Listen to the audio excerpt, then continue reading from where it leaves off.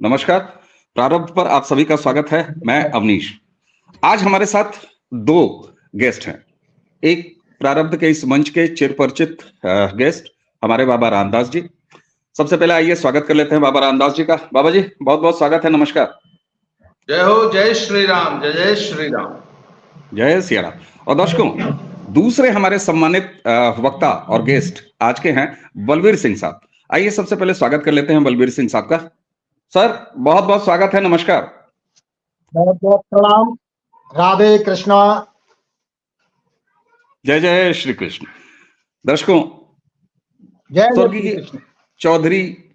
स्वर्गीय चौधरी चरण सिंह साहब, एक ऐसा नाम जो सिर्फ अपने प्रधानमंत्री होने के नाते नहीं जाना जाता, एक समुदाय एक क्षेत्र विशेष से आने के लिए नहीं जाना जाता, बल्कि आप पूरे देश में अगर किसान के साथ कोई नेता शब्द अगर जोड़िएगा तो अपने आप स्वर्गीय श्रद्धेय चौधरी चरण सिंह जी सामने आ जाते हैं, उनकी तस्वीर सामने आ जाती है।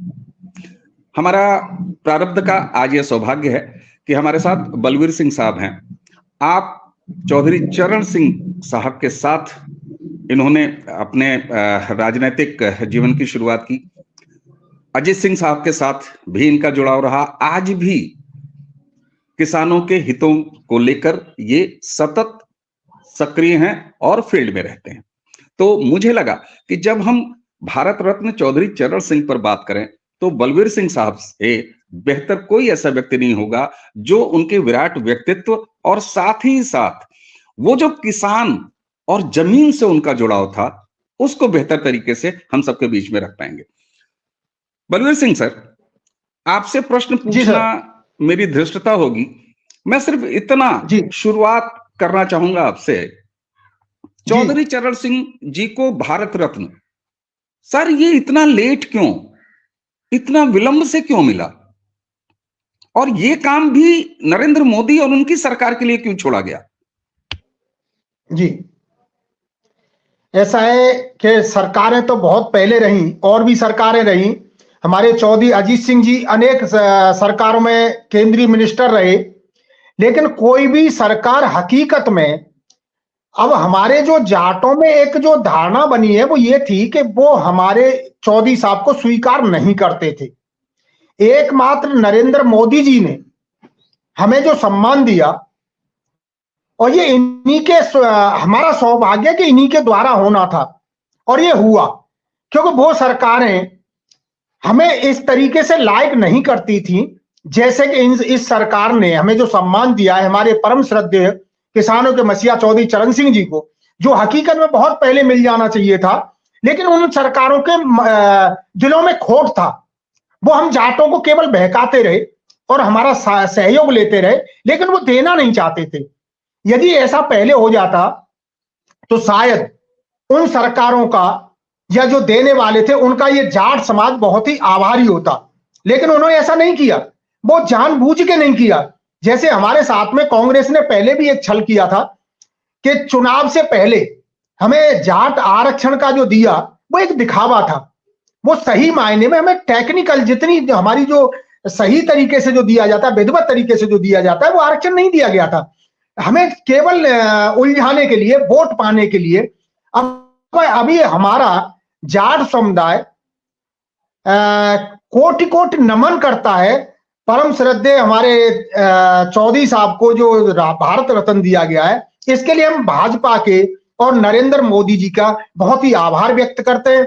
मेरे जाटों में जो 22 तारीख को एक दिवाली मनी थी, वो आज हमारे यहाँ दोबारा मनी है। कल जब उनको चौधरी साहब को जब दिया गया तो हम जाटों में, हालांकि में जाट समुदाय से जोड़ना चौधरी साहब को एक बहुत बड़ी हमारी तुच्छ राजनीति होगी जो हम उनको केवल जाट जाट करें। उनको तो पंडित, बनिया, जाट, ब्राह्मण, हर जाति का, कुर्मी में उसे पूछो तो वो अपना दादाजी बताते हैं, अपना मसीहा बताते हैं। वो किसानों के थे और उन्होंने किसानों की राजनीति की, वो केवल जाटों की राजनीति नहीं की। और हम जब जाट जाट राजनीति पर आ गए तो राष्ट्रीय लोकदल घटता चला गया, जीरो होता चला गया। आज मैं इस बात के लिए धन्यवाद दूंगा कि जैन चौधरी जी, जो हमारे परम श्रद्धेय चौधरी चरण सिंह जी को आज ये सम्मान मिला है, और पूरा जाट समुदाय उनकी जय जयकार कर रहा है मोदी जी की, तो मैं तो यही सलाह दूंगा कि जयंत चौधरी जी आगे की अब तक का जो कुछ भी हुआ उसे भुला करके जाटों की नहीं किसानों की भलाई के लिए वो भाजपा के साथ कंधे से कंधा मिला के आगे चले तो उनका भी भविष्य उज्जवल होगा। आज मैं एक बात और कहना चाहूंगा कि भाजपा को इतनी जरूरत नहीं थी जितनी हमको भाजपा की जरूरत थी। मैं चौधरी साहब के साथ रहा, अजीत सिंह जी के साथ रहा, जयंत जी के साथ रहा। आज जयंत जी को मथुरा की जनता ने जब धुतकारा तो वो मुझे अच्छा नहीं लगा क्योंकि मैं इस परिवार में रहा हूं, लेकिन मेरे लोगों में कमी है कि हमारे लोग चापलूसी ज्यादा करते हैं, नेता की हकीकत बात नहीं कहते हैं, क्योंकि नेता से उन्हें कुछ ना कुछ चाहिए।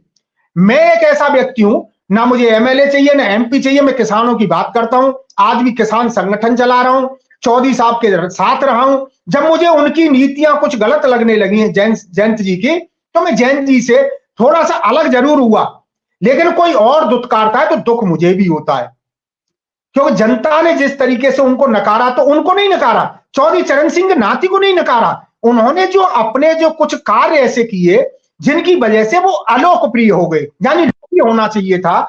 चौधरी चरण सिंह के नाती थे ये, इनको तो और ज्यादा उनके पद चिन्हों पर चलना चाहिए था, और वो ये कुछ भटक गए थे। पर मैं तो ये कहता हूं देर आए दुरुस्त आए, और पूरे देश में बड़ा अच्छा माहौल है। हमारे जाट समाज ही नहीं, पूरा किसान वर्ग जय जयकार कर रहा है कि चौधरी साहब को जो सम्मान मिला है, जो पहले किसी सरकार ने नहीं दिया। हम बड़े ढंग के लोग कहते हैं कि इस सरकार ने जो हमें दिया है, ये जाट समाज किसी का उधार नहीं रखेगा। जहां जरूरत पड़ेगी पूरा जाट समाज, पूरा किसान समाज, जो हमारा कमेरा वर्ग, सब मोदी जी के साथ खड़ा हो गया है। एक बहुत ही पहले राममय था आज चरण सिंह जी को, क्योंकि हकीकत में किसान नेता थे, उनको जो सम्मान मिला है उसके हम बहुत बहुत आभारी हैं और बहुत बहुत उनको धन्यवाद देते हैं। बिल्कुल सर। अच्छा, आपने जिस तरीके से एक खाका खींचा और उसमें चौधरी साहब, सीनियर चौधरी साहब यानी चरण सिंह साहब का एक व्यक्तित्व आया, उसके बाद अजय सिंह जी का आया, जयंत तक आया। एक चीज कही जा रही है विपक्षियों द्वारा कि मोदी सरकार ने ये सारे सम्मान देने का जो फैसला है, ये इनका राजनीतिक फैसला है। यहां पर एक बात बड़ी मजेदार चीज है साहब, आप तो अनुभवी व्यक्ति हैं, आप ये बताएं, प्रधानमंत्री नरेंद्र मोदी एक राजनीतिक व्यक्ति हैं, वो राजनीति करके ही प्रधानमंत्री हुए हैं, और भारत रत्न सरकार देती है, चाहे किसी की भी हो, तो राजनीति अलग कहां हो सकती है। बहरहाल अब आते हैं जरा इसके राजनीतिक जो इसका सरोकार है इस फैसले का, अगर कुछ हो सकता है तो मैं ये कह रहा हूं, बात ये कही जाए, यह बात अपने आप ही गलत साबित हो जाती है कि इससे नरेंद्र मोदी या उनकी पार्टी को कुछ वोट ज्यादा मिलने वाले हैं, क्योंकि 2014 में अगर आप देखें तो पूरा जो एक सो कॉल्ड जाट लैंड है, चाहे वो हरियाणा हो, चाहे वो पश्चिमी उत्तर प्रदेश हो, चाहे ब्रज का इलाका हो, मथुरा वृंदावन और ये सारे इलाके हों, वहां नरेंद्र मोदी को भरपूर आशीर्वाद वोट मिला है। उत्तर प्रदेश विधानसभा चुनाव की ही बात कर लें तो पश्चिमी उत्तर प्रदेश में ऐसा कुछ भी नहीं देखा गया कि उनको वोट नहीं मिला। 2019 में इससे पहले हो चुका है, 2024 में भी ये माहौल था। तो क्या आप ये मानते हैं कि नरेंद्र मोदी का ये फैसला किसान पुत्र चौधरी चरण सिंह को सम्मान देना है, वोट तो उनको पहले ही मिल रहे थे इस बेल्ट से, क्यों सर? जी, हाँ मिल रहा था, वोट पहले भी मिल रहा था। ऐसा नहीं है कि जाट समुदाय उनके साथ 60 से 65% तो वैसे भी उनके साथ था, और इसमें हम तो उनका बड़प्पन मानेंगे कि उन्होंने जाट समाज को एक उचित जो सम्मान मिलना चाहिए था वो सम्मान उन्होंने दिया है। और हम तो वैसे भी हम अपने आप को भोले बाबा का वंशज मानते हैं, हनुमान जी का वंशज मानते हैं, तो हम उनको पूछते चले आ रहे हैं। आज मोदी जी ने हमारे परम श्रद्धेय चौधरी चरण सिंह जी को जो सम्मान दिया है, हमारा समाज तो उनका मुरीद हो गया। हाँ, उनको वोटों की कमी नहीं थी, ये भी हम बता रहे हैं, वोट तो उनको पहले भी मिल रहे थे। सीटें यदि कुछ कम भी हो जाती तब भी सरकार उनकी बनती। मैं विपक्ष में बैठा रहता हूं, हमेशा किसानों की लड़ाई लड़ता हूं, मैं अपने सरकार की भी बुराई करता हूं, लेकिन जो काम सराहनीय होते हैं उनकी भी मैं सराहना करता हूं। ऐसा नहीं है कि हम उनको बिना बात के हम हर समय कोसते रहें कि सड़क पर जाके बिना बात के बैठते रहें, आज वो सम्मान नहीं देते तो क्या हम उनको जबरदस्ती तो ले नहीं सकते थे। और राजनेता राजनीति की थोड़ी बहुत तो उम्मीद करता है कि मैं इस समाज के साथ कुछ कर रहा हूं। हमारा तो वो समाज है कि बड़ के पेड़ के नीचे गौतम बुद्ध जी को आत्मज्ञान प्राप्त हुआ था, तो हम आज बड़ की पूजा करते हैं। तो हमारा तो ये जो चल रहा है, हम तो इसमें बड़े बड़े खुश हैं, सभी खुश हैं। और हम तो इंसान हैं, जब हम पेड़ की पूजा कर सकते हैं तो हम अपने मोदी जी की क्यों नहीं कर सकते, भारत उनकी प्रशंसा क्यों नहीं कर सकते। और यदि उन्होंने कुछ काम किया है तो हम उनके साथ राजनीतिक लाभ तो मिलना भी चाहिए और देश हित में भी मिलना चाहिए। ऐसा नहीं है कि वैसे ही हम वैसे ही तथ्यों के आधार पर कहते हैं कि आगे आने वाला समय इस भारत के लिए बहुत खतरनाक होगा यदि इनको नहीं लाया गया। लोग विपक्ष कहता है संविधान खत्म कर देगी भाजपा, संविधान तो इनके हटने पर खत्म हो जाएगा। बहुत ताजा उदाहरण है, मैंने पहले भी एक एपिसोड में बाबा दद्दा के साथ जब मैं कर रहा था तो मैंने ये कहा था कि हमारा जाट समुदाय अभी भूला नहीं है उस चीज को, उस मंजर को नहीं भूला, उन खंजर को नहीं भूला। और मैंने यहां तक कहा था कि वो खंजर दफनाए नहीं गए हैं, वो खंजर आज भी उनके छुपे हुए हैं, केवल बाबा के डर की वजह से। आज जो शांति का माहौल है हम उसे भी याद करते हैं। और दूसरी बात यह है, आज हमें जो सम्मान मिला है उसकी हम भूल भूल प्रशंसा करते हैं। और हर वर्ग करता है, मैं बार बार दोहराता हूं कि सारे समाज में एक बहुत ही अच्छा संदेश गया है। अभी वोट तो बहुत पीछे है, वोट की बात तो अलग है, वोट तो हम वैसे भी देते आ रहे थे, लेकिन अब तो उनके साथ और ज्यादा दिल से जुड़ गई। बिल्कुल सर, बिल्कुल।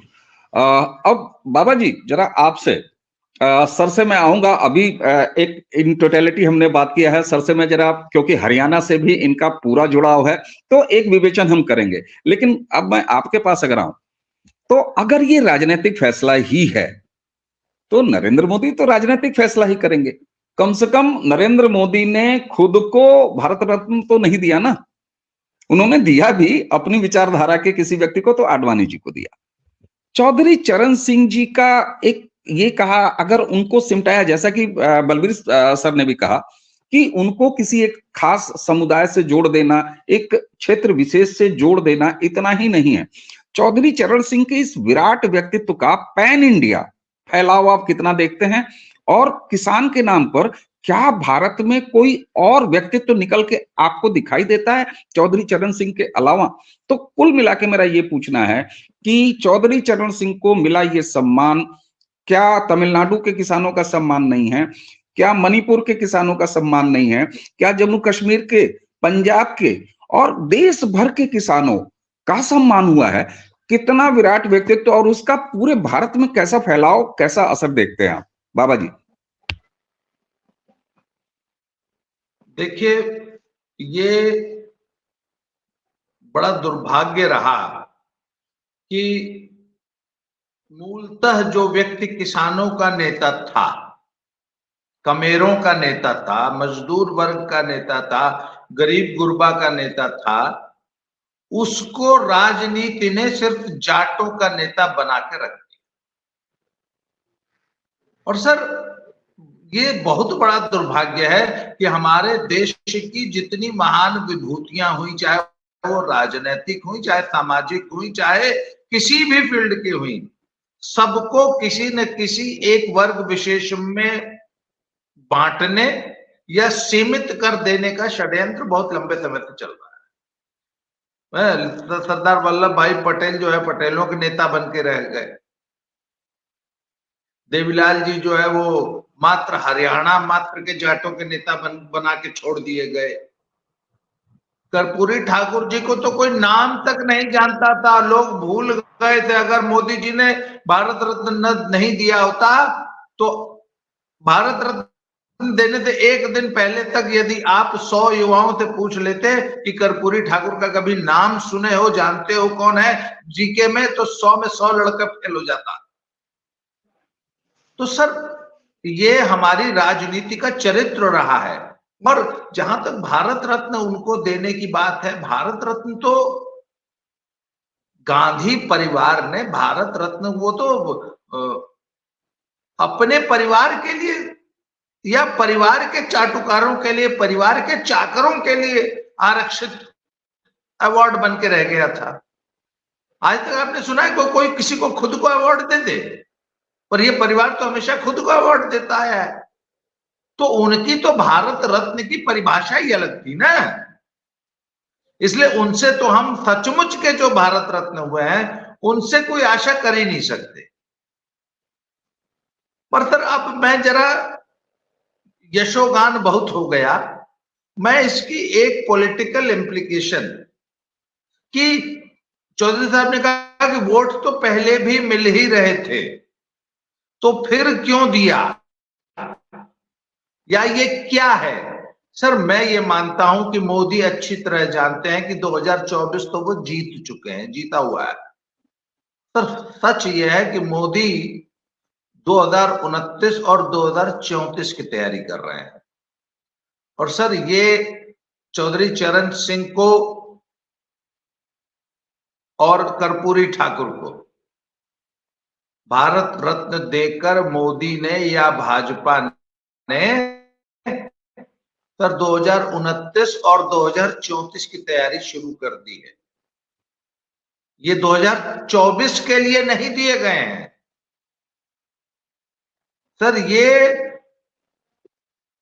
वो जो 50% से ऊपर वोट लेने का जो भाजपा का टारगेट है सर, उस दिशा में बढ़ाया गया एक कदम है सर। इस कदम से पूरा पश्चिमी उत्तर प्रदेश का जाट, हरियाणा और मध्य प्रदेश का टोटल जाट, और सॉरी हरियाणा नहीं, राजस्थान और मध्य प्रदेश का टोटल और हरियाणा का एक बहुत बड़ा वर्ग, हरियाणा में अभी टोटल नहीं हुआ है पर हरियाणा का एक बहुत बड़ा वर्ग कल भाजपा की ओर आकृष्ट हुआ, भाजपा की ओर खिसक के आ गया है। अभी भाजपा को कहते हैं ना टोटली कॉन्कर्ड, उसमें थोड़ा सा समय लगेगा, परंतु सर ये 2029 की और 2034 की तैयारी है। 2024 तो उनका जीता हुआ है, वो भी जानते हैं, और सुनिए विपक्ष भी जानता है। तो सर ये इसको बहुत बड़े परिप्रेक्ष्य में देखने की जरूरत है। बाकी सर ऐसी हमारा सबसे बड़ा दुर्भाग्य है कि स्वतंत्र भारत में, नए भारत में सिर्फ गिने चुने लोगों को ही हमारे स्मृति पटल में रहने दिया गया, बाकी सबको तो वॉश कर दिया गया। हमारे देश की ऐसी ऐसी महान विभूतियां हैं जिनको आज की युवा पीढ़ी नाम तक नहीं जानती। तो बिल्कुल सर, सर, बिल्कुल आपने बड़ी महत्वपूर्ण बात कही। जी जी जी, आपने बहुत महत्वपूर्ण बात की कि नरेंद्र मोदी, उनकी पार्टी को तो छोड़ दीजिए, विपक्ष भी ये जानता है कि मानता है, वो अंदर अंदर खाने मानता है कि 2024 तो वो वैसे ही जीत रहे हैं। आपने जो जिक्र किया वो बेहद महत्वपूर्ण बात है कि ये फैसला या इस तरह के कोई फैसले 2029 जो 2035 इस तरह के आगे के यानी लॉन्ग टर्म एक स्ट्रेटजी के तहत लिए गए फैसले हैं। लेकिन जहां ये कहा जाता है कि वोटर की याददाश्त बहुत शॉर्ट होती है, वो तुरंत चीजें भूल जाता है, ऐसे में इतने दीर्घकालिक फैसले एक ही कारण से लिए जा सकते हैं। मैं सर की तरफ आऊंगा, बलबीर सर। जी जैसा कि बाबा जी ने अभी कहा कि ये 29 और 35 यानी एक लॉन्ग टर्म स्ट्रेटजी के तहत जी, क्या आप ये मानते हैं कि जब वोटर की इतनी शॉर्ट मेमोरी होने की बात कही जाती है, वो कल भूल जाता है कि क्या किया गया है उसके साथ, चाहे वो अपमान हो चाहे सम्मान हो, दोनों भूल जाता है। पंजाब उदाहरण देख लीजिए, पंजाब ने उसी कांग्रेस की सरकारें बनवाई जिस कांग्रेस ने उनका नरसंहार किया, तो ये कोई बड़ी बात नहीं है।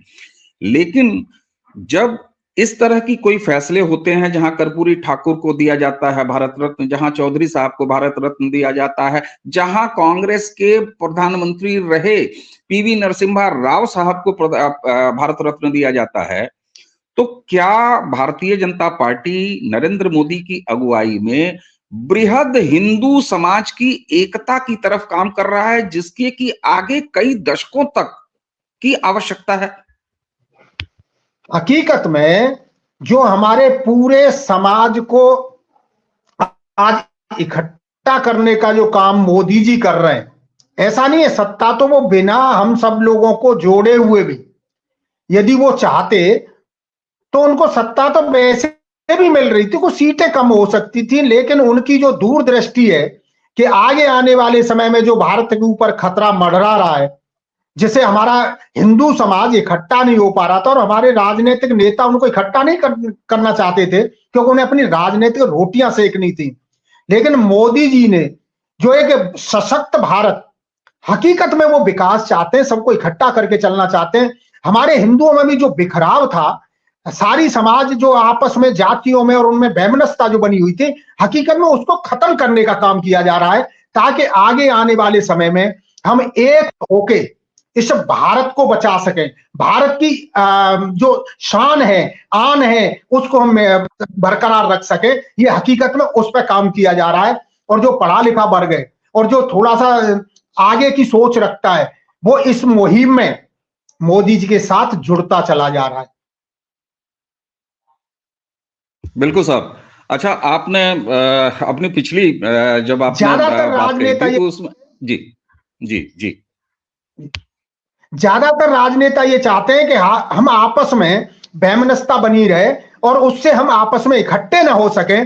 जो मोदी जी का केवल चुनाव लड़ना ही उनका उद्देश्य नहीं है, केवल सत्ता पाना ही उनका उद्देश्य नहीं है। सत्ता तो वो आज भी जाटों से अलग होकर भी सत्ता में तो फिर भी आ रहे थे, फिर दोहरा रहा हूं, या कर्पूरी ठाकुर जी को ये न देते तब भी वो सत्ता में आ रहे थे। लेकिन उन्होंने ये ऐसे काम करते जा रहे हैं जो कहते हैं एक टारगेट जिसे कोई तोड़ ना पाए, ऐसा रिकॉर्ड बनाते जा रहे हैं कि हकीकत में समाज को जोड़ा ऐसे जाता है। जैसे चौधरी साहब ने किसानों को इकट्ठा किया, किसानों के लिए काम किया, ऐसे ही मोदी जी ने पूरे समाज को एक दूसरे के गले मिलाने का काम किया है। आज मेरे यहां, कल मैं जब बात कर रहा था, सिसौली से मेरे पास फोन आए और मेरी वहां पर वो आवाज से ही मैं संबोधित कर रहा था उन लोगों को। इतना उत्साह था एक परिवार को छोड़ के, क्योंकि उस एक परिवार को जरूर ठेस लगी है कि उसकी दुकान बंद हो जाएगी। राकेश टिकैत के अलावा इस सम्मान का कोई किंतु परंतु नहीं करेगा, लेकिन वो जरूर करेगा कि उसकी जो दुकान चल रही थी, जो अंधे के ऊपर लंगड़ा लदा हुआ था, वो जैन चौधरी के खर्चे से अपनी यूनियन चला रहा था, उसे जरूर झटका लगेगा, क्योंकि जाट समाज ही सबसे ज्यादा सड़क पर बैठता था। आज एक तो ये समस्या हल हो गई कि हमारा जो जाट समाज जो थोड़े से बहकावे में, हम ये नहीं कहते कि हमारी मांगे नहीं है, किसानों की समस्याएं खत्म होगी, ऐसा कुछ नहीं है। समस्याएं रहेंगी, सुलझाई जाएंगी, लेकिन वार्ता से। आज जो उन्होंने समाज को जोड़ने का काम किया है, वो वोटों की राजनीति से यदि कोई जोड़ता है तो वो तुच्छ बात होगी। उन्होंने समाज को इकट्ठा करने का काम किया है और समाज हमारा इतना अच्छा है कि हम लोग अपने जो हमारे लिए कुछ करता है हम उसके लिए नतमस्तक हो जाते हैं। और खास तौर से यदि हमारे बाबा दादा या हमारे पूर्वज को कोई सम्मान देता है तो उसके तो हम मुरीद हो जाते हैं। आज उन्होंने वही काम कर दिखाया है। मैं ये नहीं कहता कि राजनीतिक लोग तो राजनीति तो करेंगे भाई, राजनेता ना होते तो आज वो हमें सम्मान कैसे दे देते? भारत सरकार के वो प्रधानमंत्री नहीं होते तो हम कैसे दे देते? हम तो कहते हैं कि ऐसे आदमी बार बार आते रहें। मैं आज हूं, कल नहीं हूंगा। मैं अपने समाज को ये तो कह के जाऊंगा कि जिस आदमी ने हमारे साथ अच्छा किया, तुम भी उसके साथ अच्छा ही करना। बहुत बड़ी बात साहब। और मैं तो आपसे ये सवाल पूछने की धृष्टता करना चाहता था कि राकेश टिकैत जी के बारे में भी कुछ पूछूं, लेकिन आपने उन्हें छोड़ा नहीं और बड़े अच्छे तरीके से एकदम साफ कर दिया कि उन्हीं के गांव सिसौली का केवल एक परिवार, यही उनकी कुल विरासत है। और कहीं ना कहीं उन्होंने जो जेन्युइन उनके पिताश्री महेंद्र साहब टिकैत साहब, जो वाकई किसानों के हित चिंतक थे, कहीं ना कहीं उनका भी नाम उन्होंने धूमिल किया है। सर बलबीर सर, हरियाणा की राजनीति में और हरियाणा के समाज में, क्योंकि देखिए समाज है तो राजनीति है, राजनीति है तो वो समाज में रहेगी, इसको आप अलग नहीं कर सकते। नहीं अलग कर, हरियाणा में इस फैसले का क्या असर देख रहे हैं आप? हरियाणा का हमारा जो समाज है ना, मेरी कल हरियाणा, क्योंकि मैं हरियाणा के हर जिले में जाता हूं, क्यों मैं जाट आरक्षण से भी जुड़ा हुआ हूं। मैं अखिल भारतीय जाट आरक्षण संघर्ष समिति का प्रदेश अध्यक्ष उत्तर प्रदेश, राजस्थान, गुजरात, उत्तराखंड, इनका मैं प्रभारी हूं। तो वहां पर मुझे जितने फोन आ रहे हैं कि भाई इस मोदी जी ने हमारे सारे गिले शिकवे दूर हो गए, कि उन्होंने हमारे, हकीकत में इसके हकदार थे चौधरी साहब, और किसी प्रधानमंत्री ने उनकी तरफ ऐसा नहीं सोचा, किसी सरकार ने सम्मान नहीं दिया, हमारे बुजुर्ग का सम्मान कर दिया, तो हमारे तो सारे गिले शिकवे दूर हो गए। वहां से सब जगह से फोन आ रहे हैं कि हम मोदी जी का आभार व्यक्त करते हैं। और रही बात राजनीति की, आज वो मैं फिर पुनः कहूंगा कि राजनीति यदि नहीं करते तो ये समाज को जोड़ भी नहीं पाते। चारों तरफ राजस्थान से फोन आ रहे हैं, अभी मुझे भरतपुर बुलाया जा रहा है कि साहब आपके चौधरी साहब को जो सम्मान मिला है वो हमारे समाज को सम्मान मिला है, वहां हर जाति का व्यक्ति हमें वहां मिलेगा। मैं सिसौली में भी एक मीटिंग करने जा रहा हूं, वहां भी बड़ा उत्साह का माहौल है, क्योंकि वो एक परिवार है जो इस बात का मातम मना रहा है, वो कह नहीं पा रहा, क्योंकि हमारे जाटों में वैसे भी एक कहावत है, हम भाई भाई से लड़ते रहेंगे, लेकिन किसी ने हमारे पिताजी पर हाथ उठा दिया तो हम चार भाई जो आपस में लड़ रहे थे उसकी जान लेने के लिए तैयार हो जाएंगे, और जिसने हमारे पिताजी को आके सम्मानित कर दिया तो हम उसके मुरीद भी हो जाते हैं। ये हमारी खासियत है।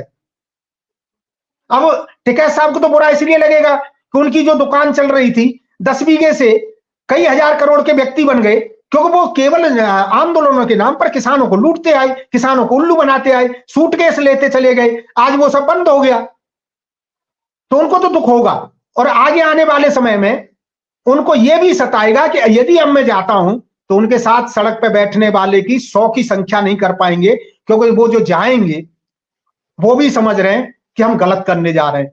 हमें मांगे हैं, हम सरकार से मांगेंगे, जब हमारे साथ में कपड़े नहीं है तो हम कपड़े मांगेंगे, हमारे खाद की समस्या आ रही है, पानी की समस्या आ रही है, बिजली की समस्या आ रही है, हम सरकार के सामने रखेंगे, क्योंकि जब तक ये समाज रहेगा समस्याओं की कमी नहीं रहेगी। बिल्कुल सर, बिल्कुल। बाबा जी, जैसा कि बलबीर सर ने एक ये बात कही, बड़ा महत्वपूर्ण है। उन्होंने भले राकेश टिकैत के हवाले से ये बात कही कि अब उनके पीछे 100 लोग भी सड़क पर बैठने को तैयार नहीं मिलेंगे और सड़क पर अब निकलना बड़ा दूभर हो जाएगा। एक चीज मैं आपसे पूछता हूँ, चौधरी चरण सिंह साहब को ये सम्मान देके या कर्पूरी ठाकुर साहब को ये सम्मान देके, पीवी नरसिम्हा साहब को ये सरकार सम्मान देके, अब मैं अगर चौधरी चरण सिंह साहब के हवाले से ही आपसे पूछूं, तो आप लगातार फॉलो कर रहे हैं, हम लोग बहुत सारी चर्चाएं किए हैं कि किसान आंदोलन, इस देश ने भी देखा है किसान आंदोलन के नाम पर कितनी सारी अराजकता, एक खास तौर से एक लेफ्टिस्ट पैटर्न पर, उसमें खालिस्तानी मानसिकता के लोग भी शामिल रहे और सड़कों पर एक अराजक माहौल पैदा करने का एक पूरा सिलसिला शुरू हुआ। और एक बार फिर 2024 का चुनाव जब आ रहा था तो एक माहौल बनाया जा रहा था। क्या इस फैसले ने, इस सम्मान देने के फैसले ने, जैसा कि बलबीर सिंह सर ने इशारा किया, मोदी सरकार ने सड़कों पर मजमा और अराजकता पैदा करने के उस पूरे शामियाने का तंबू ही उखाड़ दिया?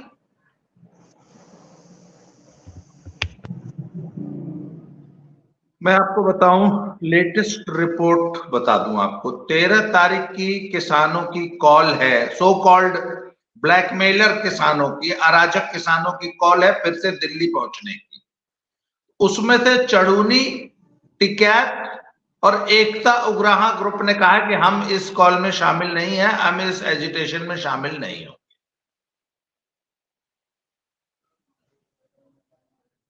दिल्ली में अराजकता, दिल्ली के इर्द गिर्द अराजकता फैलाने के लिए जब तक पश्चिमी उत्तर प्रदेश और हरियाणा का जाट जब तक सपोर्ट नहीं करेगा, आंदोलन तेजी नहीं पकड़ता। तो इस चौधरी चरण सिंह को भारत रत्न देने के बाद जाट समुदाय पॉजिटिव हुआ है और वो किसी भी प्रकार की अराजकता में आज पार्टिसिपेट करने को तैयार नहीं है, क्योंकि उन पर एक बड़ा नैतिक दबाव बन गया है। परंतु इस देश में दो एलिमेंट हैं जिनको हर हालत में इस देश की शांति को भंग करना है और विक्टिम प्ले करना है। वो एक है वो खालिस्तानी पंजाब के, जो कि कनाडा से संचालित हो रहे हैं, और एक हमारी गोल टोपी लाल दाढ़ी। सर, इनको आप देख लीजिएगा, कल के इस एजिटेशन जो 13 तारीख को प्रस्तावित है, हरियाणा सरकार एक्सट्रीम अलर्ट पे है और अंबाले से ही बैरिकेडिंग शुरू हो गई है। परंतु मैं यहाँ पंजाब में बैठा हूं, मुझे पक्की सूचना है कि उस बैरिकेडिंग को तोड़ के जबरदस्ती अराजकता फैला के जानबूझकर पुलिस से इस प्रकार की कन्फ्रंटेशन मोल लेने की तैयारी हो रही है और उसको बड़ी व्यापक विजुअल, ऑडियो विजुअल कवरेज देने की तैयारी चल रही है और माहौल ऐसा बनाया जाए कि पुलिस को सख्ती करने पे पहले तो मजबूर किया जाए और फिर जब पुलिस सख्ती करे तो विक्टिम प्ले किया जा सके। इसमें ये दो वर्ग बहुत बढ़ चढ़ के हिस्सा लेंगे, आज बता दे रहा हूं। कल आपने हल्द्वानी और बरेली का सीन देख चुके हैं आप जी, बिल्कुल। और उधर से कनाडा का आपको सीन पता ही है। तो और कनाडा की और लाल दाढ़ी सफेद गोल टोपी की जुगलबंदी है, वो भी आपको पता है। तो उस जुगलबंदी का मुजाहरा 13 तारीख को आपको देखने को मिल सकता है, पर इसमें से जाट समुदाय का किसान इस अराजकता में शामिल नहीं होगा और इसलिए एक आशा की किरण है। देखिए, ये मैंने बड़े सरल शब्दों में इस पूरे इक्वेशन की व्याख्या कर दी है। बिल्कुल सर, और यही क्वेश्चन बिल्कुल सही है और आपकी व्याख्या बिल्कुल सही है। ये देश के सामने बिल्कुल नंगी आंखों से इसको महसूस किया गया है जब दिल्ली के सड़कों पर हुआ, लाल किले पर हुआ, सिंघू बॉर्डर पर हुआ और तमाम जगहों पर हुआ।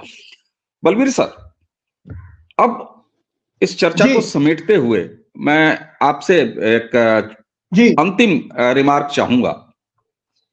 इस तरह के सम्मान ऐसा नहीं है कि ये जो कल 3 भारत रत्नों का फैसला हुआ वो अंतिम कोई फैसला है।